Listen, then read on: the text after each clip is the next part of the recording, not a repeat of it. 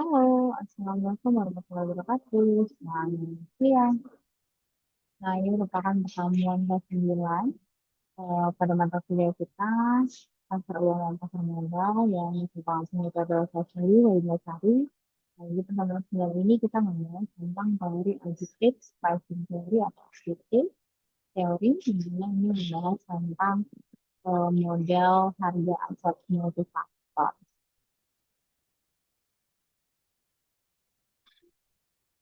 Oke, ini mata kuliah pertama bahas tentang tugas individual dan semua dikerjakan video putusan tentang kita untuk putusan dikasih 50%. Jadi kalau tes pertemuan 8 kemarin adalah UTS itu yang belum mengumpulkan, belum dikerjakan, yang dikerjakan dan dikirimkan juga ke portal.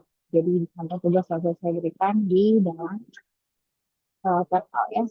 Oke, nah, ini akan pembelajaran kita itu menjelaskan tentang fungsi usaha bank sentral dan sistem keuangan nasional, terus memahami konsep stabilitas sistem keuangan dan menentukan serangnya, terus kemudian integrasi dan menjelaskan instrumen daripada kebijakan moneter yang digunakan. Lalu ada menganalisis bank sentral dan mengenai inflasi, stabilitas uang dan moneter, dan menganalisis daripada intervensi bank sentral dan transaksi asing dan dampak terhadap stabilitas ekonomi. Nah, bagaimana Bank Indonesia? Nah, ini referensinya kan dari laporan sebelum keuangan, ada miskin, tentang economic money, terus ada resipi tentang dasar uang dan pasar keuangan, terus ada Benken, yang membahas tentang hasil uang dan ekonomi, juga itu membahas tentang Global Financial Stability Report. Nah, ini referensi pertemuan 7. Jadi, semuanya itu membahas tentang bagaimana mengambil resiko dan pasar untuk investasi kerja. Bagaimana kita melihat dari fondasi keuangan nasional. Jadi, ada teori CAM, APM, dan APM. Terus, itu antara dua pilar fundamental yang membentuk memahami kita untuk pasar modal dan perilaku pasar modal. Lalu ada langkah komprehensif, nah itu juga keduanya memberikan kerangka teoritis, memahami resiko, return, dan efisiensi pasar dalam konteks yang sistematis. Lalu ada panduan dan bukan kepastian inti dari investor yang bijak menggunakan teori sebagai panduan strategis, bukan sebagai kepastian juga dan dunia investasi yang dinamakan. Pengembangan teori dan praktik. Bagaimana teori itu dan bagaimana praktiknya? Jadi investasi yang itu memerlukan pengalaman, misalnya pengalaman teoritis, analisis teoritis, dan kasus besar. Nah, itu jadi teori-teori itu memberikan kita seperti data ya, data petunjuk.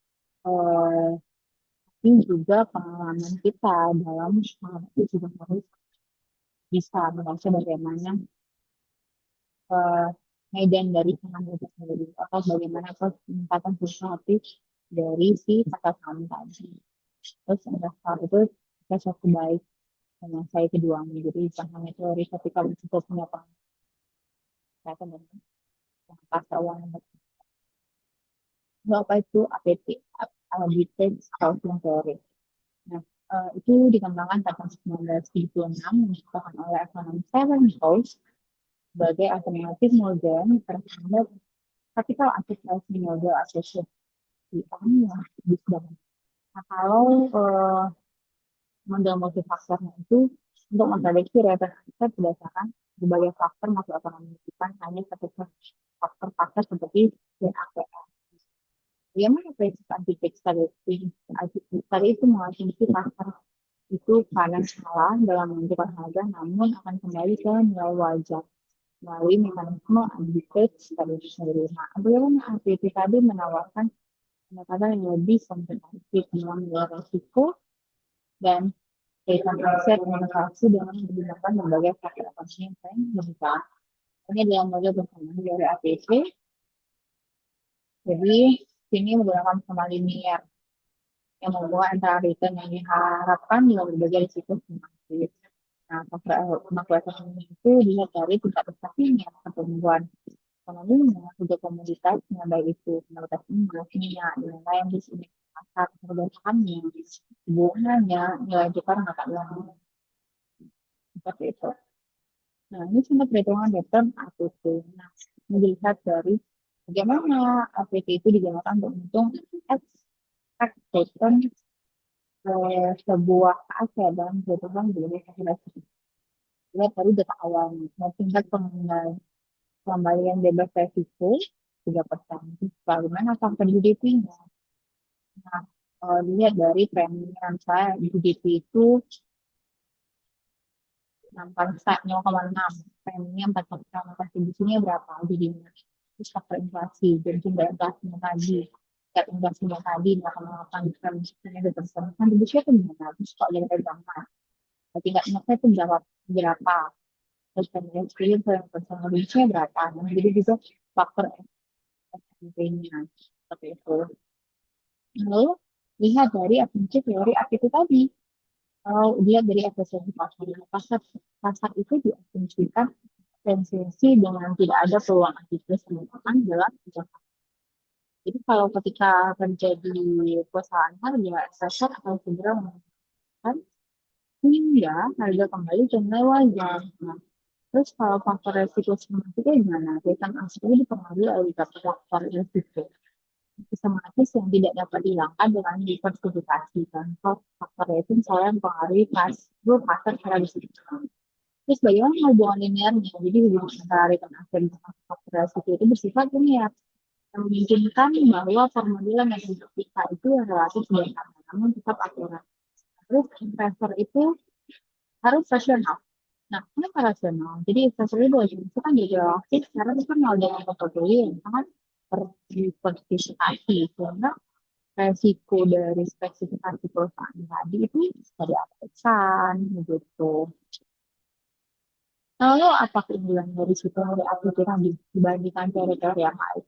Nah, kalau aplikasi tadi keunggulannya adalah fleksibilitas tinggi. Jadi lebih fleksibel dibandingkan si teori tadi. Nah, karena menggunakan banyak faktor risiko, terus memungkinkan kalau analisisnya itu lebih dalam sesuai dengan kondisi pasar yang lebih kompleks. Terus analisis detail, jadi punya analisis yang lebih memungkinkan untuk menganalisis itu lebih detail dan realistis dengan mempertimbangkan berbagai dimensi dan resiko ekonomi yang berbeda. Lalu bagaimana dengan identifikasi peluangnya? Itu biasanya teori APT itu berguna untuk mengidentifikasi aset yang salah harga dan peluang dengan arbitrage di pasar. Kita keunggulan kompetitif teori APT itu punya aplikasi yang sangat luas. Ini dapat diterapkan dari berbagai jenis pasar dan bahasa pasar, seperti pasar obligasi dan pasar berkembang hingga pasar bagus. Nah, bagaimana tentang keterbatasan teori APT tadi? Jadi teori APT itu juga punya keterbatasan. Kita itu kesulitan untuk identifikasi faktor. Akhirnya sulit untuk menentukan karena faktor-faktor risiko yang lebih relevan dan jumlah faktor yang tepat untuk setiap aset atau faktor itu.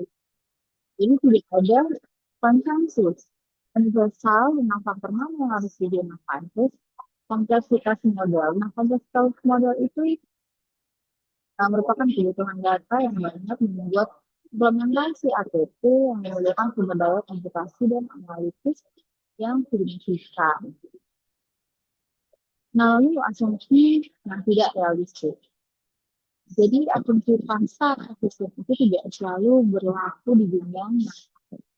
Di mana berdasarkan pasar, biaya transaksi dan perilaku irasional investor itu juga dapat mengganggu mekanisme arbitrase. Terus subjektivitasnya beta. Jadi dan APT itu sensitif sama faktor beta yang sifat subjektif dan dapat berbeda antara investor itu bergantung dari metode apa, dari estimasi metode apa, dan metode waktu yang digunakan seperti itu. Nah, ini sedikit perbandingan antara APT dan teori sama. Sebenarnya perbedaan fundamental antara dua model penilaian tes yang paling berpengaruh antara teori dan Indonesia. Nah, lihat dari segi aspeknya. Kalau dari aspek faktor itu, kalau teori APC itu multifaktor. Jadi dilihat dari inflasinya, pertumbuhan ekonominya, semuanya, dan lain-lainnya. Tapi kalau teori saham itu hanya satu faktor, yang merupakan market data. Terus apa lagi? Beraspek fleksibilitas. Jadi APC itu teorinya itu lebih tinggi, yang dapat disesuaikan dengan kondisi. Tapi kalau saham itu lebih terbatas, karena strukturnya itu tetap. Lalu ya aspek asumsi pasar. Nah kalau teori asumsi itu punya pasar asumsi dan peluang antikristnya itu juga. Tapi kalau saat itu pasarnya itu sempurna, dan selalu ada sih. Terus kompleksitas itu bagaimana? Kalau teori APC itu lebih kompleks, dia memerlukan banyak data. Jadi kalau SAM itu lebih sederhana dan mudah diaplikasikan. Nah, bagaimana dengan implementasinya? Kalau teori APC itu memerlukan analisis mendalam, tapi kalau teori SAM itu relatif mudah dan lebih cepat. Nah, ini kira-kira faktor atau visualisasi dari faktor risiko dan pengaruh ini. Ini dari harga emas yang dari suku bunga yang dari hitungan tadi yang kesalahan sama tadi, yang GDP growth yang inflasinya, kontinya tadi. Gitu. Nah, jadi grafik ini itu menunjukkan sensitivitas beta terhadap berbagai faktor makroekonomi. Kalau data itu positif, maka itu menunjukkan itu bergerak searah faktor tersebut. Tapi kalau data itu negatif, maka menunjukkan pergerakan yang berlawanan. Nah, bagaimana dengan mekanisme arbitrage dalam teori APP?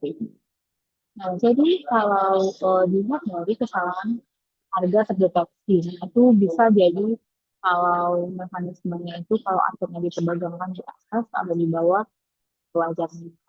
Terus bagaimana dengan peluang si arbitrase itu muncul kalau investor tadi mengalami kesempatan cukup tanpa risiko. Terus ada koreksi antara harga terjadi itu dari aktivitas trading. Pemilihannya, bagaimana pengembalian harga penilai yang lebih wajar. Kami di sini ada kesimpulan mengenai mengapa APC itu penting untuk investor. Nah, jadi pertama lihat dari rangka kerja dan prinsip. Nah, lalu lihat dari pemahaman risikonya yang lebih dalam lagi. Terus lihat dari strategi adaptif. Nah, lalu bisa dari cash management portfolio. Nah, bagaimana cara kerja komprehensif? Nah, jadi kalau teori arbitrage pricing theory itu memberikan kerangka kerja yang lebih realistis. Ini komprehensif dalam penilaian aset marketing model tradisional atau pemahaman resikonya juga harus mendalam. Jadi itu juga teori APT itu membantu investor untuk memahami berbagai resiko sistematik mempengaruhi return dan sehingga pertumbuhan penjualan strategi agresif. Jadi teori APT tadi itu mendorong strategi investasi yang lebih adaptif dan berbasis data makroekonomi dan menguntungkan respon cepat terhadap perubahan kondisi. Terus dari itu juga menjadi analisis portofolio. Jadi meskipun agak kompleks ya kan dari aplikasi punya alat penting untuk manajemen portofolio dan pengambilan keputusan investasi yang cerdas secara manajemen. Nah, dari aplikasi ini kesimpulannya itu memberikan definisi baru dalam investasi dengan mengakui bahwa pasar itu dipengaruhi oleh berbagai faktor ekonomi loh dan terapi bukan faktor terhadap yang lain. Jadi faktor ekonomi tadi apa? Itu tadi itu bunganya, apa namanya, inflasinya, terus GDP growth-nya, untuk pertumbuhan ekonominya, jumlah uang modern itu juga dipengaruhi oleh. Jadi di tengah kompleksitas yang ada itu juga perlu pemahaman yang mendalam lah tentang teori-teori apa itu. Yang tadi itu juga dapat memberikan menjadikan perguruan seperti itu dalam menjadi satu peluang dan mengelola itu secara lebih efektif. Jadi kira-kira begitu saja yang dapat saya sampaikan dari materi kita tentang teori algebraic pricing teori. Nah, semoga ini berpengalaman yang luas bagi kalian kalau mau eh, menjadi investor atau penanam saham. Nah, kira-kira itu saja yang dapat saya sampaikan. Kalau untuk mengenai itu, saya